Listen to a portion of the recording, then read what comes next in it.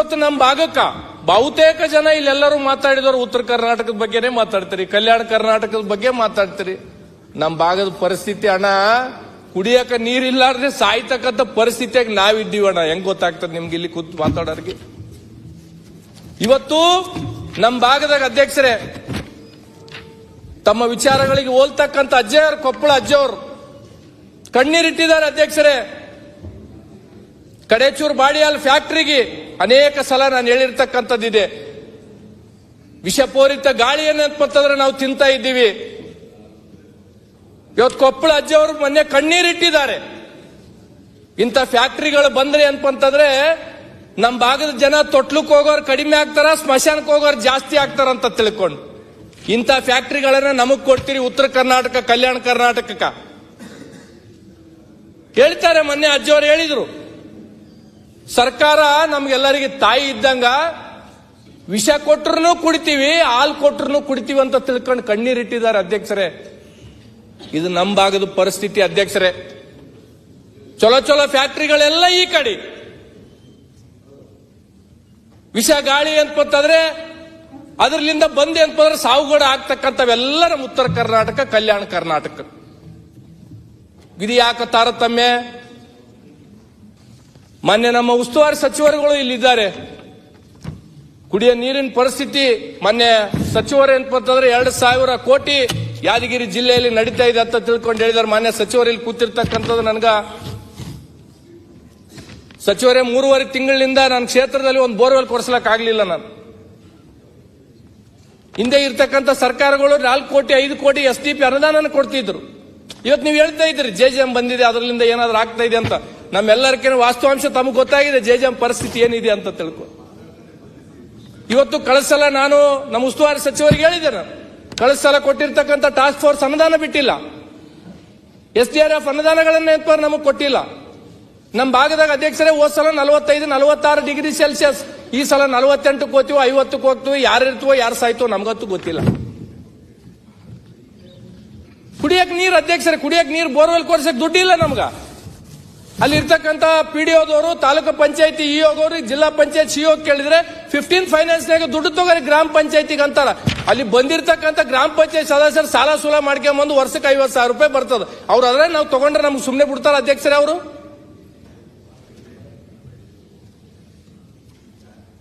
ಇದನ್ನ ದಯಮಾಡಿ ಸರ್ಕಾರ ನಮ್ಮ ಭಾಗದ ವಿಶೇಷವಾಗಿ ಕುಡಿಯಕ್ಕೆ ನೀರಿಂದು ಬಹಳ ತೊಂದರೆ ಆಗಿದೆ, ಗಂಭೀರವಾಗಿ ತಗೋಬೇಕು. ಈಗಾಗಲೇ ನಾವು ಅನೇಕ ವಿಷಯಗಳನ್ನು ಇದರ ಚರ್ಚೆನೂ ಮಾಡಿರ್ತಕ್ಕಂಥದ್ದಿದೆ.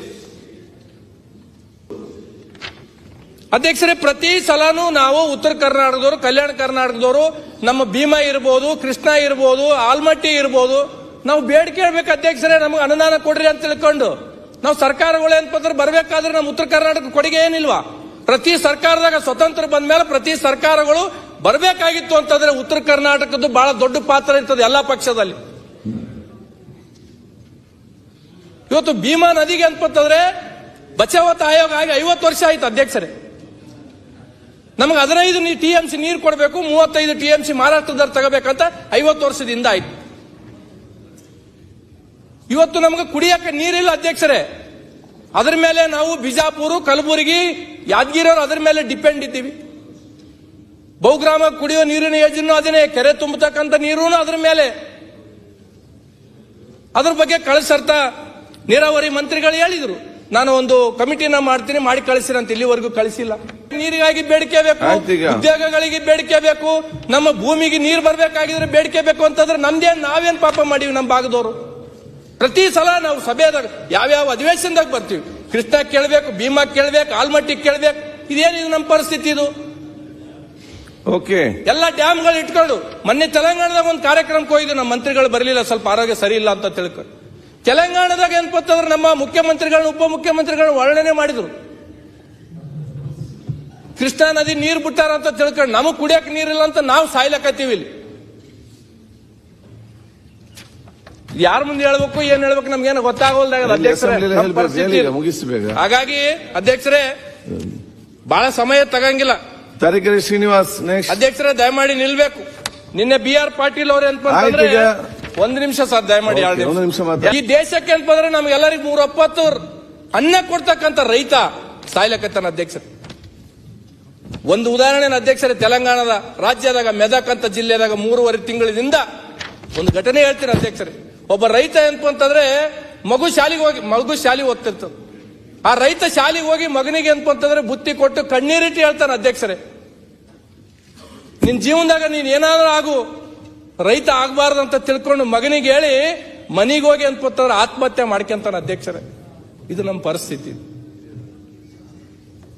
ಯಾರ ಮುಂದೆ ಹೇಳ್ಬೇಕು ಅಧ್ಯಕ್ಷರೇ ಇವೆಲ್ಲ ಪರಿಸ್ಥಿತಿ? ಯಾರು ಮಾಡ್ಬೇಕು ಇವೆಲ್ಲ? ಇಲ್ಲೇ ಹೇಳ್ಬೇಕು, ಈಗ ಹೇಳಿ. ಹೇಳಿದಷ್ಟೇ ಆಗಿದೆ ಅಧ್ಯಕ್ಷರೇ.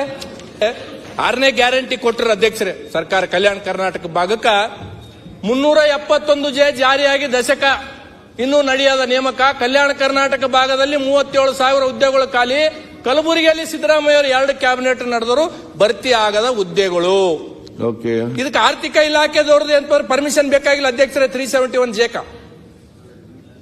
ಈ ಭಾಗಕ್ಕೆ ಅಂತ ಆರ್ಥಿಕ ಇಲಾಖೆದವ್ರದ್ದು ಬೇಕು, ನಮ್ಗೆ ಯಾವ್ದು ಬೇಕಾಗಿಲ್ಲ. 2 ಕ್ಯಾಬಿನೆಟ್ ಸಿದ್ದರಾಮಯ್ಯ ಅವರು 2013ರಿಂದ 18 ಇರುವ ಕ್ಯಾಬಿನೆಟ್ನವರು ಭರ್ತಿಗೆ ಅಂತಂದ್ರೆ ಮಾಡಿದ್ರು. ಮೊನ್ನೆ 2024ರಾಗ ಕ್ಯಾಬಿನೆಟ್ ಮಾಡಿದ್ರು, ಭರ್ತಿಗೆ ಅಂತಂದ್ರೆ ಮಾಡಿದ್ದಾರೆ. ಇನ್ನು ಯಾವುದು ಆಗಿಲ್ಲ. ಇನ್ನೂ ಸ್ವಲ್ಪ ಮಾತಾಡೋದಿದೆ ತೊಗರಿ ಬಗ್ಗೆ ಅಂತಂದ್ರೆ. ರೈತರು ಬಹಳ ಸಂಕಷ್ಟದಲ್ಲಿದ್ದಾರೆ. ಮತ್ತೊಮ್ಮೆ ಮಂತ್ರಿಗಳಿಗೆ ಹೇಳ್ತಕ್ಕಂಥದ್ದು, ನಮ್ಮ ಜಿಲ್ಲೆ ನಮ್ಮ ಕ್ಷೇತ್ರದಾಗ ಕುಡಿಯಕ ನೀರುಗಳಿಗೆ ಬೋರಿಗೆ ಕೊಡ್ಬೇಕಂತೇಳಿ ಮತ್ತೊಮ್ಮೆ ಅವಕಾಶ ಕೊಟ್ಟದಕ್ಕೆ ಮಾನ್ಯ ಅಧ್ಯಕ್ಷರಿಗೆ ತುಂಬ ಹೃದಯ ಧನ್ಯವಾದ.